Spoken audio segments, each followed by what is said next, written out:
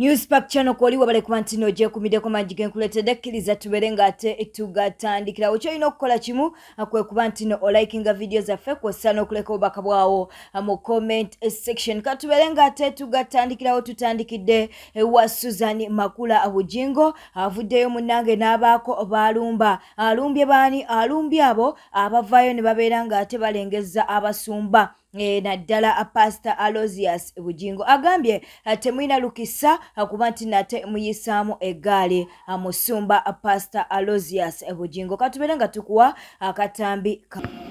abafuddeyo ko n'abalokole ababale abatali ba house of prayer jasanga nga olutalo lwa house of prayer lwani ba house of prayer so nti n'abalokole abavuddeyo babale nti twerabira ekintu ekinene nga wabulidde njiri ku Easter nti abantu tujanja wazanya abasumba baffe ne twerabira Kristo nti omuntu yenna bw'alumba omusumba omu omanyi nze nina kyenzikiriza nzikiriza abooluganda okwevuma sikiriza atali wa luganda kubayingiramu lwaki bino bya family toyina moral authority eyingira mu lutalo lw'abooluganda nzikiriza abooluganda mu Kristo okuba n'obutakwatagana tuli bantu ate ne buweereza buno busobola okuyingiramu ebintu ebyenjawulo naye nze sikkiriza mu Misiri kulamula mulokole ne bwaba nina group WhatsApp group gye nalimu omuntu omu n'apostinga ku musumba era nga in fact n'omukyala eyalimu ya inbox nga yakyewunya nnyo kubanga si ekanisa gye nsabiramu ate n'omusumba doctrine wise olaba nga alinamu obuzibuzibu pasita yalumba omusumba mu WhatsApp group gye nalimu nga abantu bategeera nali nina ng'omulokole singa asabire Kanani ng'omulokole nali nino kibalaga teri akkirizibwa kurebukinga kanisa nga si wa mu kanisa omumisiri tatusalira musango omumisiri tatubuulirira omumisiri takkirizibwa kwogera ku mulokole kati ate n'okisusa kati ate oli ku musumba ekyo sikikkiriza wendi so nti Eriya kye yayitamu okiyiseemu nze nkulabye nti Eriya yanafuwa sirwakuba kubanga olutalo lwa Jezebeli lwali lutono kubanga era yabagamba Katonda anayanukuza omuddo ye Katonda so olwa Katonda we lwali lwangu kubanga yali amwesiga nga mmanya ajja kati olutalo lwa Eriya lwali ku baana ba Mukama bali ludda wanga ali mu lutalo bwe luti so ndabye olutalo nga luli ku house of prayer nenseka mu ngeri eno eya Paulo gye yagamba Abagalatiya abasirwani yabaluga banyaba ne basebo mukimanyi bulungi nnyo nze nakakoma mu ggwanga nagenze ne bankanikamuko naye kati mpulira ndisitedde nakutambulirawo ne ganyeganyawo omubiri gwange nsobole okukola kyonna ekisoboka kati naze n'enkuba mpya ngenajjanjula essaawa yonna kunga tugenda gyogeramu eggaali tukole akabadi akasinga kaawo.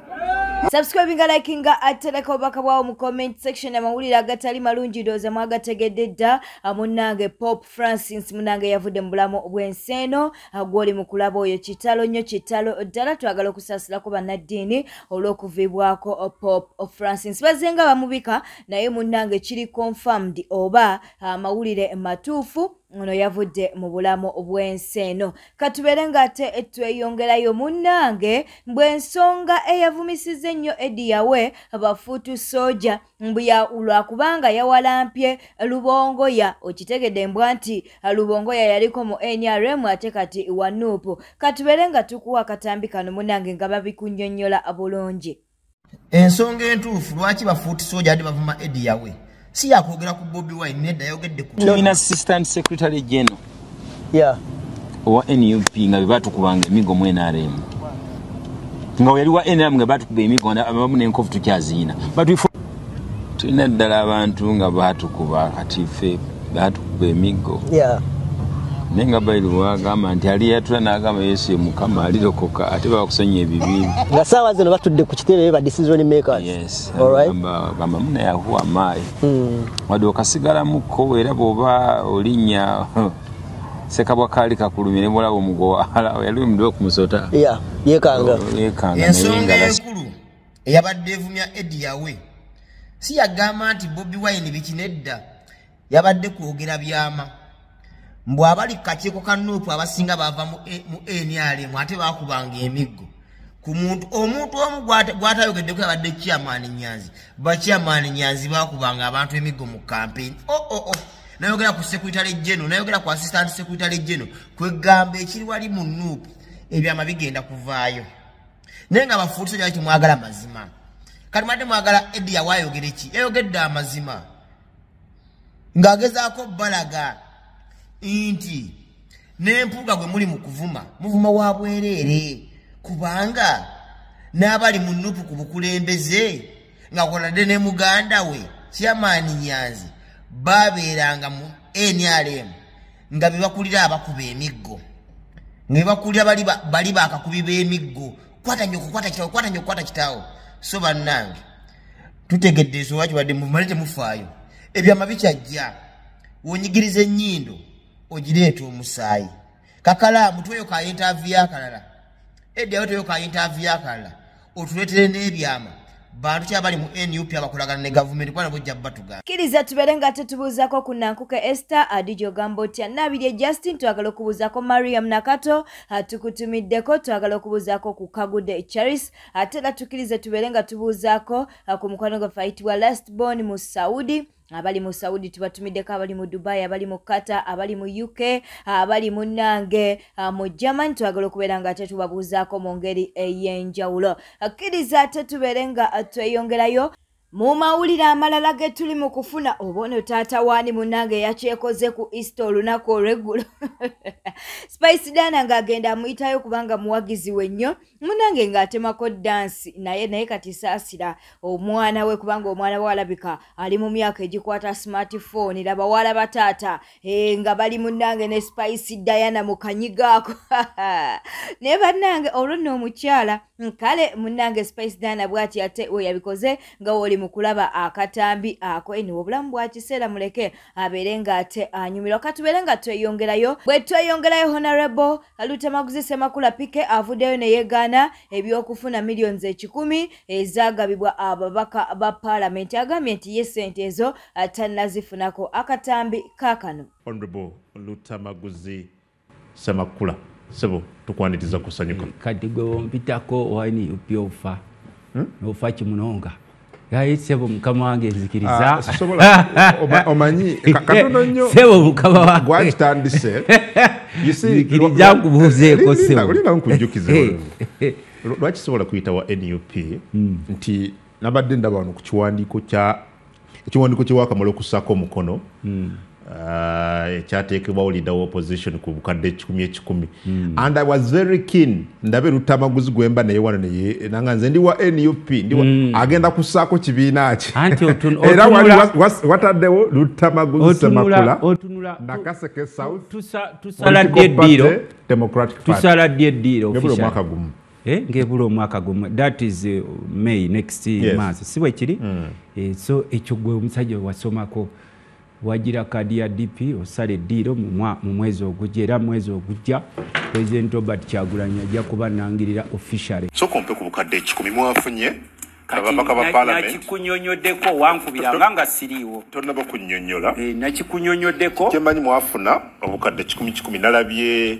member wa SEC ya NRM mukyala Lydia Wanyoto yakakasiza nti ababaka baafuna basaba President obukadde 10 n'abawa ate bonna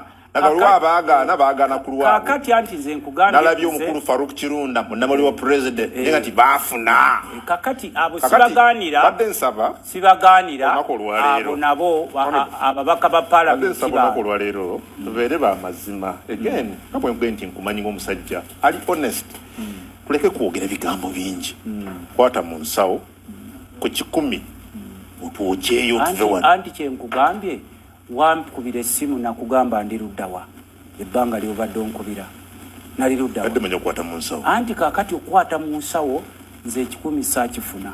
ekyokubye 10 saakifuna kuba nkimanyi nti mwe siteeti ebakozesa nti muteekeewo zino mubazze mu diversion kugambye nze 10 saakifuna n'ekyokubiri abo bennyini abaazifuna booba okyaza ekyokusatu Parliament erina pyala waayo si bwe kiri muleete wano mugambe olimbaka wa Parliament nze ndi mubaka nze kati and the money was meant for members of Parliament anti ulize tuwazimenti naye nze nkugambye saakola ki Are you not a member of parliament? Anti uliriza kubanga gwe nkimanyi waliwo ekikyo kyoyagala agenda yo gyovuga naye nkugambye nti nze saakola ki nga ng'oli munyikavu nnyo saakola ki. Subscribing, liking, atereka obubaka bwawo mu comment section. Waliwo eno ali mu kukaaba Haji Kamoga. Mbu Haji Kamoga amufere twogera ku Haji Kamoga munange yali atutte ate ekyapa kya Suna Ben obanga akikyusiza nga agasseeko nnambo wayo. Kkiriza tubeere nga tukuwa omukyalo ono munange emboozi abeere nga agyogera bulungi. Ndi neighbor wa Ben simanyani Suna Ben. Eyo jembera side nange yasende ebintu byange era ettaka eryo siriri erina nnyini lyo nawe naye yamuwa ekyapa kya kicupuli kubanga nannyini ttaka eryo mumanyi mutwalanga kitange ekyapa kiriwa kyeyawa Suna Ben tebinkwatako kira Muhammad Kamoga yasende ebintu byange yayonona buli kintu era nsula na mu bibeera buli kimu kyonna yakyonoona mbuzi yazirya yanteranga wawo Abasudani nga be bankuma buli kimu kyonna ne bakyonona bitooke babitema buli kimu kyonna bakijjawo ne bakyonoona n'ennyumba nayo naye agisenda yajja buzina wambanga musula yansanga ndina mu nnimiro ng'omuntu bw'ojja kubanga yajja kutakanga buloka nze nannyini ttaka mumanyi yajja kutakanga buloka yansanga Busanzi nga ndi mu nnimiro n'angamba ani yakuleeta wano mwe muli Banyarwanda muli muki naleta bavubuka ne bakubawo ebikondo naleta greda nansenda twakayogerera wano nga kubanga yatambulanga ne group y'abantu kati emyaka ena nsula mu biveera wasigala bakatundu wosula biveera bisulira muwa anti kugenda nga tutambula court order nenziza ku kibanja kyange ne banziza ku kibanja newe sitali mu mativu njagala zeewo ebintu byange bye yayonoona buli kimu akizzeewo nga bwe kyali waliwo kisabye mu kooti nti azzeewo kooti ndagireta nakisaba naye kwegamba sifunanga bwenkanya bwenoonya sifunanga kumatiro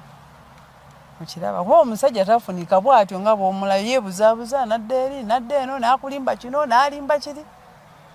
mukiraba sifunanga mukisa kangambe ennyumba etoileti emwanyi ebitooke yasenda wantu waayika 3 obutalekawo kantu naaka bwete tambudde obadde mulabi mulungi walokwekubira ku Newspark channel twagala okubeera nga tukusaba obeere nga likinga o subscribinga kwosa n'okuleka obubaka bwawo mu comment section beera bulungi weeraba